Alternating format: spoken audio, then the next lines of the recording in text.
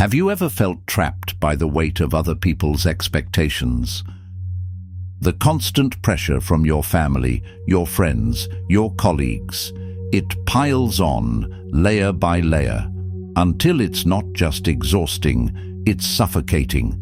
You wake up each day trying to be someone you're not, meeting demands that don't align with who you truly are. And in that struggle, a question begins to form. Why am I living for others? When did I stop living for myself? Here's a harsh truth. The problem isn't the expectations themselves, it's the way we've allowed them to dictate our lives, the way we've internalized them as truths. We've been conditioned to believe that we must bend, stretch, and even break in order to meet these demands. But here's something radical.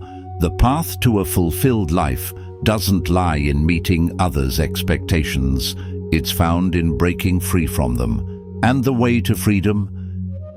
It begins with understanding who you truly are, your core values, your deepest desires, and your own unique purpose.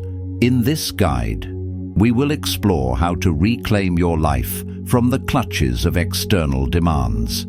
You'll learn how to live according to your own terms, and how Stoic philosophy can help you build a life of integrity, purpose, and lasting inner peace. It's time to stop living for everyone else. Let's take the first step together. Section 1. The Awakening. Where do expectations come from? We're constantly surrounded by noise, and I don't just mean the constant buzz of your phone or the traffic outside. I'm talking about the voices telling you what to do, who to be, what's good enough. Social media. It's filled with people telling you what success looks like, what happiness looks like. Parents, friends, they all have an opinion on who you should be, and guess what? It's so easy to get caught up in it, to just let it happen. But here's the thing, how many of those voices are really yours? When was the last time you asked yourself what you truly want? You've been listening to everyone else for so long, you've forgotten what your own voice sounds like.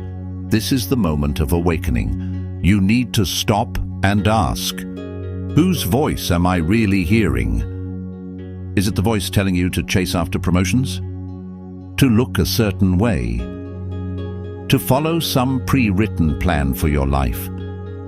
When you start asking these questions, you begin to realize something powerful. Those aren't your truths. They're just expectations from outside forces. Sophia's story. Sophia had been living her life to please her family. Every achievement was a moment for them to celebrate. Her grades, her career choices. But inside, she was miserable. She hated the idea of becoming a corporate lawyer, something her parents had pushed on her from the very beginning. It wasn't until she realized that she was living their dream, not hers, that she finally asked herself, "What do I want?" And that was the moment things started to change.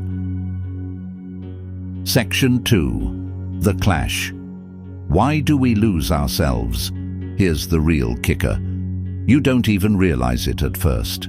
At first, it's subtle, a nagging feeling that something isn't quite right, but you push it down because you've got deadlines, goals, expectations to meet. It's just easier to go along, isn't it? But then, after a while, you start to feel it. The emptiness, the disconnection, the exhaustion. That's when the clash happens. The moment when your values start to bump heads with everyone else's idea of who you should be. You've been living according to someone else's script for so long that you've forgotten what your story is supposed to be. And let me tell you, it's exhausting. You work hard, meet every external expectation, and yet you feel empty inside. You're constantly trying to prove yourself to the world, but at the end of the day, it's just noise. Here's where Stoic philosophy comes in. The Stoics knew this struggle all too well. They understood that when we base our worth on things outside our control, like success, approval, or appearances, we're setting ourselves up for pain. John's struggle. John was a classic go-getter. The promotions, the awards, the titles, they were all there. But no matter how high he climbed, he still felt like something was missing. It wasn't until he read Meditations by Marcus Aurelius that the penny dropped. What we control is our actions, our thoughts. Everything else is outside our power. That was the turning point. John realized he had been chasing someone else's idea of success. It wasn't until he stopped, reflected, and got clear on his values that he finally felt fulfilled. Section 3. The Stoic Key. Control what you can, let go of what you can't. This right here is the magic of Stoic wisdom. It's simple, but it works. Focus on what you can control and let go of what you can't. So much of our stress comes from trying to control things that are out of our hands. Approval, success, the future. You can't control any of those things. What you can control is how you respond to them. Your actions, your mindset, your attitude. Reframing perspective. Instead of obsessing over things you can't influence, ask yourself, what can I control right now? How can I act in a way that aligns with my values, not the world's standards? Sophia's shift. Sophia realized she had been living for the wrong things. She'd been chasing external rewards, grades, recognition, thinking that would bring her happiness. But when she paused and took a step back, she realized her happiness didn't depend on validation from others. It came from honoring her own truth. As Marcus Aurelius said, "The happiness of your life depends upon the quality of your thoughts." It wasn't about getting approval from her parents or peers. It was about honoring her values. And that's when everything started to shift.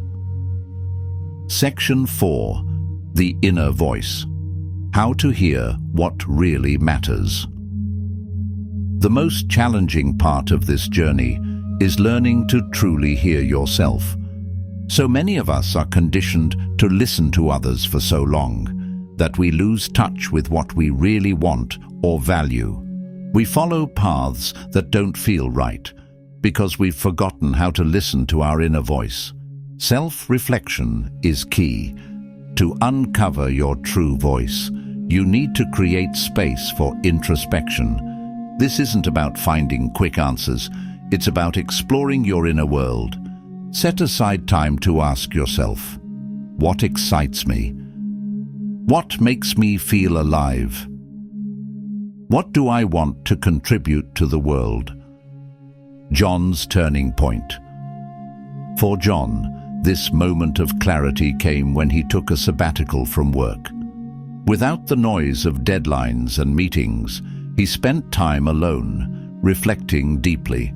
After a month of solitude, he realized his true passion lay in coaching others, not in climbing the corporate ladder. That stillness, that space for reflection, changed the course of his life. Seneca once said, "If a man knows not to which port he sails, no wind is favorable." Without introspection, you'll find yourself drifting aimlessly, always reacting to the winds of external pressures. Section 5. Defining your own path. What are your values and goals? South, you've figured out who you really are. But what now? What's next? Now it's time to get real. Defining your values, your goals. This is the hard part. You can't just sit back and wait for inspiration to strike. You have to dig deep, figure out what matters to you, and live it every single day. It's not a one-off thing. It's a whole process. Your values? They're like your internal GPS, guiding you through the mess of life. And your goals. They're the road signs telling you where you're headed. But here's the thing, your path won't always be straight. It'll twist, turn, maybe even break in places. But as long as you stay true to your values, you'll always know how to find your way back. Sophia's journey. Sophia had been stuck in a life she didn't choose. Her future, mapped out for her, felt more like a prison than a dream. Then she did something bold. She quit law school and jumped into the world of creative writing. She'd always dreamed of it, but was too scared to act. When she took that leap, it was like stepping into herself for the first time. Yeah, it was scary. It didn't all go smoothly, but it was hers. And every step she took felt more real than anything she'd done before. Epictetus says, "Freedom is the only worthy goal in life. It is won by disregarding things that lie beyond our control." Freedom isn't about avoiding the hard stuff. It's about making decisions that align with who you are. When you do that, the rest of the world just falls into place. Your values, they don't just tell you what to do. They help you become who you were meant to be. Section 6. Taking action. What will you do next? All right, you know who you are and what matters to you. Now, what are you going to do about it? This is where the rubber hits the road. Knowing your values is great, but unless you act on them, they're just words. Action is what turns your intentions into reality. You've got to move, even when it's scary. Because let's face it, if you wait for the perfect moment, it'll never come. You've got to leap before you're ready. John's bold move. John was living a life everyone else had planned for him. He worked hard, chased promotions, but something was missing. South, he made a change. He quit his corporate job and became a coach. And guess what? People freaked out. His friends, his family, they didn't get it. But John, he knew it was the right thing. And little by little, he started building a new life. It wasn't easy, but with every step, he felt more alive. Every session he coached, every person he helped, he was living his truth. And that made it all worth it. Seneca once said, "It is not that we have a short time to live, but that we waste a lot of it." That's the key right there. Don't waste another second waiting. Take that first step, even if it feels like a leap into the unknown. Trust me, you won't regret it. Section 7. Embracing failure. How to see setbacks as opportunities. Let's be real. Failure sucks. It's painful. It feels like a punch to the gut. But here's the thing. Failure isn't the end. It's not a dead end. It's feedback. It's an opportunity. When you fail, you learn what works and what doesn't. You figure out what needs to change and what you can do better next time. South, instead of running from failure, you need to learn to embrace it. Sophia's struggle. When Sophia started her writing career, rejection after rejection started to hit. It was brutal. There were days when she felt like giving up, but she didn't. Instead, she looked at each no as a step closer to a yes. She used every rejection to sharpen her skills, to get clearer on her voice. And you know what? It paid off. Eventually, her work was noticed. Every setback made her stronger, more focused, more determined. Marcus Aurelius once said, "The impediment to action advances action. What stands in the way becomes the way." South, when something gets in your way, don't see it as a roadblock. See it as part of the process. Failure isn't the opposite of success. It's a crucial part of getting there. Every setback is just another way to refine your approach and get closer to your goals. Conclusion.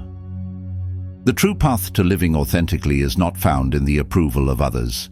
It's found in the quiet moments of introspection, the courage to act in alignment with your values, and the resilience to embrace setbacks as part of your growth. Your work is to discover your work, and then, with all your heart, to give yourself to it.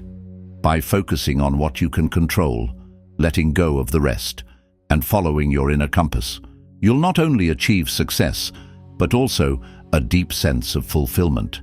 If this guide resonated with you, we'd love to hear your thoughts in the comments below. Share your experiences, and let's grow together. Don't forget to like and subscribe. See you next time.